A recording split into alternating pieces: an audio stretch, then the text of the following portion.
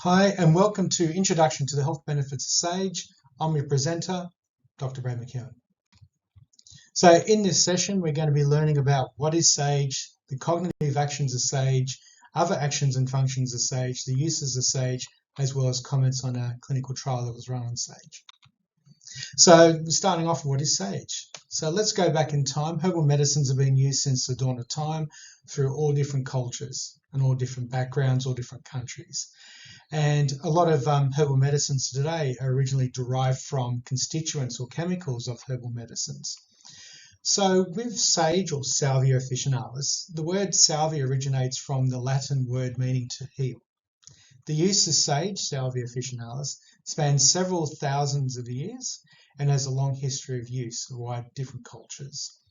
It has a long-standing uses of traditional herbal medicine that can enhance memory, concentration and cognitive functions, and the use of sage as a cognitive enhancer and for the treatment of cognitive decline dates back to ancient Greek time. So as you can see, it's been widely used in different cultures, and to this day it is still utilized for cognitive enhancement. So some of the cognitive actions of sage is just generally speaking general cognitive effects, so memory, concentration, brain health.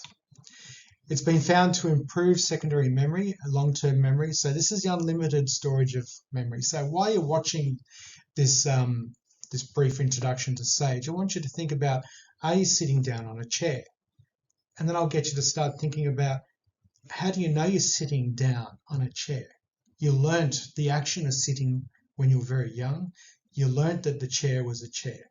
A pen is a pen, the sky is the sky, etc. So you actually learned this somewhere, and it's been able to sort of be put into your memory banks, into your folders, or any different way that you sort of, your hard drive, some people call it, of how your memory works with a lot of these areas. And straight away you can start thinking, I'll just go and get my pen and write something, to realize that you've already associated the pen with writing on something. So this is fascinating to me. I love all stuff to do with the brain, and just think about how we're talking, thinking, breathing, doing all these amazing things all at once without actually thinking about it, while the brain's actually thinking about it. It's fascinating. Improves attention, task, performance in older cohorts. There's quite a lot of studies showing up benefits in older populations and some younger populations as well. Improves delayed recall. So we'll talk more about that under the clinical trial. But what this really means is this. A person in a study gets given a list of words. Let's just say 15 to 20 words. They are then asked to look at those words. They get flashed 1 second at a time. They are then asked to memorize those words. And immediately after the test, they're asked to write down as many words as they remember. And then sometime later, they're then asked to again write down those words, recall those words, not necessarily in order, but recall those words, and then the test is on the accuracy of those words. And even better if you get them in order. So that's a bit of a delayed word recall, and there's all different levels of that test. Increase alertness. Again, this is another kind of test, overall test, a battery of different tests that show your alertness, and I'll talk more about that under the clinical trial. So sage has been found to inhibit something called acetylcholinesterase. Now that's an enzyme in the brain or throughout the body. And what this does, this breaks down acetylcholine. Now acetylcholine is an enzyme, is a neurotransmitter that actually plays an essential role in the formation of memories and cognition.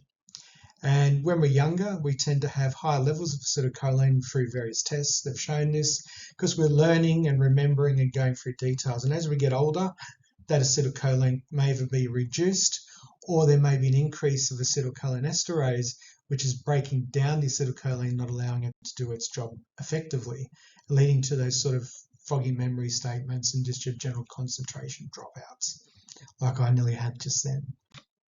Other functions of sage include improvement of mood. So a lot of studies and just clinical results have shown improvement of mood, particularly in healthy populations, a reduction in anxiety and stress levels. It has a carminative and antispasmodic effect, and this is mainly related to digestive health. So, with like cramps and spasms in the body, also with muscular, but a lot of digestive stuff. It has a lot of digestive function actions, sage. It's an astringent and anti-inflammatory. So what an astringent is, it binds things up. So I want you to imagine there's a tissue of the digestive tract. It allows you to bind it up more effectively. Could it be used for intestinal permeability issues? The answer is possibly. Of course, we need more research to show that, but that's something quite exciting for me to think about as the extra applications of all these different vitamins, minerals, herbs, and other nutrients that we look at. It's an antioxidant, as a lot of herbs, vitamins, minerals are, or they have an antioxidant function. And another fascinating point is it has this ability to reduce total cholesterol, low density lipoproteins, and very low density lipoproteins. They are the atherogenic forms. Now, we actually need cholesterol in the body because cholesterol works with the metabolism of, let's just say, fat-soluble vitamins and transportation of other nutrients and constituents in the body. But when we have an increase of LDLs and VLDLs, it leads to atheroma, plaque formation, and sort of oxidative stress locally in the vascular system, leading to probably, in some cases, occlusion and further damage and oxidative stress. A reduction of triglyceride levels, as well as a reduction in the glycated hemoglobin, HbA1c, and fasting glucose. So this is where it may have some benefit in type 2 diabetes. And I'm just saying the word may because I'm thinking ahead. Because if it has some benefit as being an antioxidant, anti-inflammatory, cholesterol metabolism of glucose, and reducing the glycated hemoglobin, so it's like a donut with all cinnamon sugar all over it. The more you have, the worse it is in the body. So you're looking for a less amount stuck on the red blood cell. That way, that can lead to excessive amounts of inflammation, oxidative stress, and damage. And that's the interesting thing with sage. Among its other functions, it seems to work on this cholesterol glucose pathway. The various different uses of sage include cognition, learning, memory, concentration, mood, as mentioned earlier. I found a couple of studies which tested additional values, which one of them, funny enough, said the participants in the study were more content. They had more contentment at the end of the study. And I went, well, that's nice. They felt happier, generally speaking. So I felt that was good. Mood in healthy young people, inflammation, oxidative stress, of course, elevated cholesterol, and digestive issues, such as the ones mentioned earlier. So a lot of, let's just say, bloating, distension has been used in the old days in clinical practice as well as a carminative. So it's quite exciting to see a lot of functions of sage, work quite effectively in these areas. And again, these are just suggested uses of sage based on the literature and clinical experience of many different health professionals. So now we're going to talk about a particular sage trial. So in this trial, it was a randomized, placebo-controlled, double-blind, 5-period crossover study. So it's like quite a high-level study. And it investigated the acute effects of a standardized extract of sage on cognitive performance. Now, acute effects is normally measured, as it mentions here, every 1 hour, 2.5 hours, 4 hours, 6 hours. So it's like a single dose. So it's not a long-term dose. And with this study, they looked at placebo, of course, and then they looked at different doses of 167 milligram input, 333, 666, and 1,332 milligram inputs, and then a 7-day washout in between to allow for the body to go back to what we would call normal metabolism. The sage is out of the system, and then do it again with a different dose. And what they found interesting was this. So the delayed word recall test, again, they were given 15 words to remember. And then at the first stage, time point 0, they were asked to write them down. And then at 1 hour, again, 2.5 hours, again, 4.5 hours, again, 6 hours, they're asked to then write down the words. And what they found with the lowest dose, which is equivalent to around about, just say, 1,250 milligrams, just to make it easy with math, at a period of 1 hour and 2.5 hours, there was highly significant improvements in the memory of the word recall, delayed word recall. But then there were trends noted at 4 and 6 hour time points. So when we see a trend, so as you can see, the significance value, just as a remember, a p-value of anything of 0.05 and below is seen as significant results compared to placebo, for example, or compared to before and after a trial. That's the brief version of it. In this case, what we're looking at here is when there's a trend, it's going in the right direction, but it's not significant, but it still has benefit. It's going in the right direction. However, there were significant improvements for the high dosage of 333 milligram input or 2,497.5 milligrams at 1 hour, 2.5 hours, and 6 hours. So that's a good result. So that could be as simple as 1 capsule twice daily or 2 at once, depending on the person. In this case, the study was 2 at once of the dose.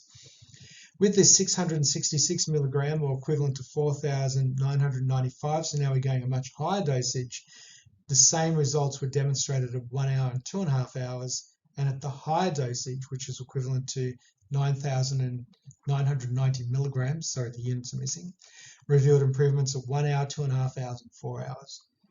So as you can see, there's quite a good amount of significant results with delayed recall tests. So this may be very beneficial for going into meetings, studying for exams, business executives with different thought patterns, lots of different applications. So it's hard to actually sort of say where it is without thinking for the individual person watching this video.